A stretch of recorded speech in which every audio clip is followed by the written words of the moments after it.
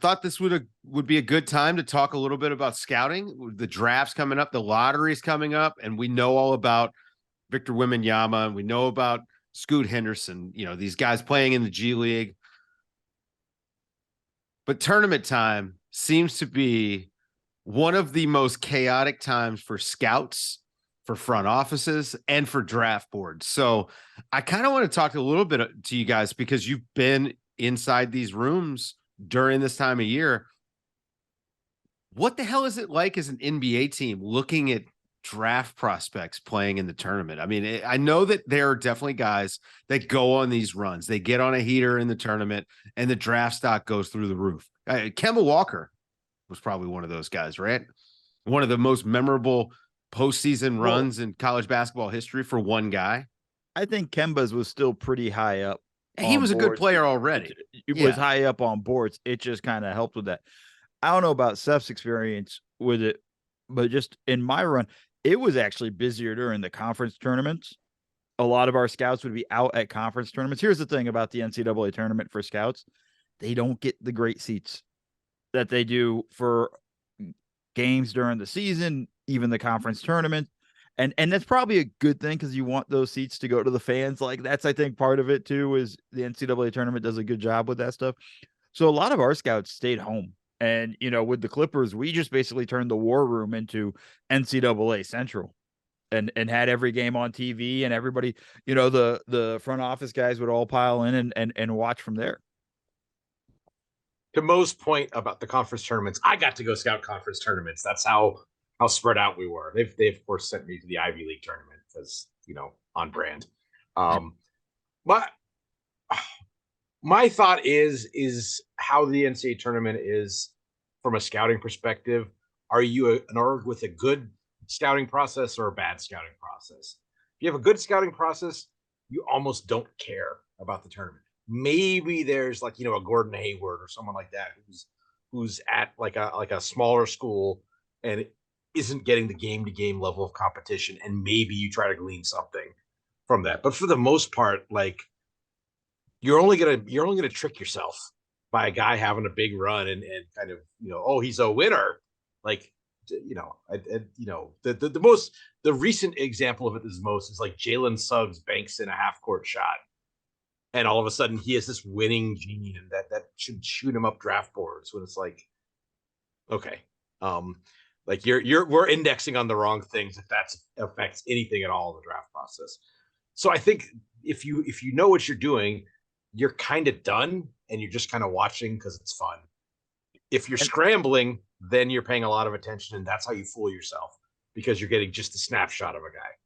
And I would say there are certain guys that have more at stake. I'm talking about in the players regard. Let's put it this way. Brandon Miller gets knocked out early in the first round. If Bama were to lose second round or early in the Sweet 16, he's still going top 3.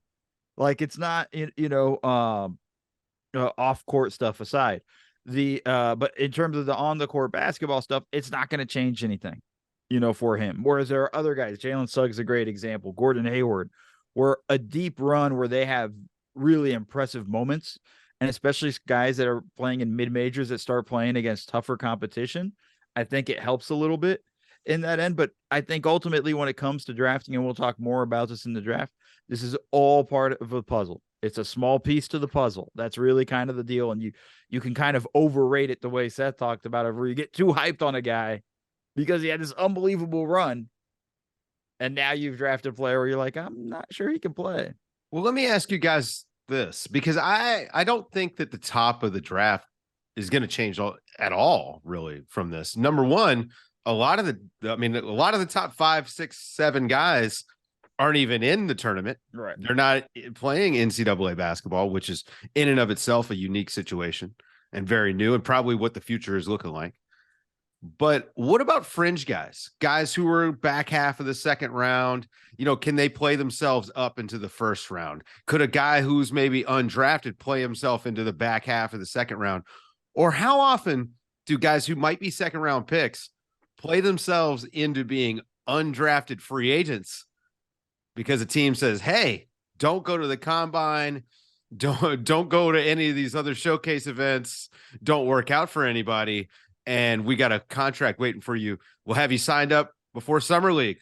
We'll have you ready for Vegas. How often does that happen?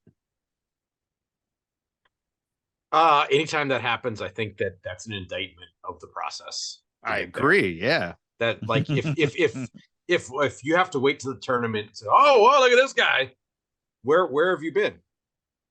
Right. Like, And there's a lot of scout and there are scouting departments like that, unfortunately, but there is some of that. And again, if Seth said it perfectly. If you're cramming now, yeah, you've been late to the party, and I think you're really in trouble and have a higher ability to be fooled, because this isn't something like, the tournament's also wonky. Like just in that sense, it's weird things happen throughout these games, and you kind of just go. It's hard to say to really come away with massive draft stock implications off of that. It's one of the most watched sporting events on the planet every year.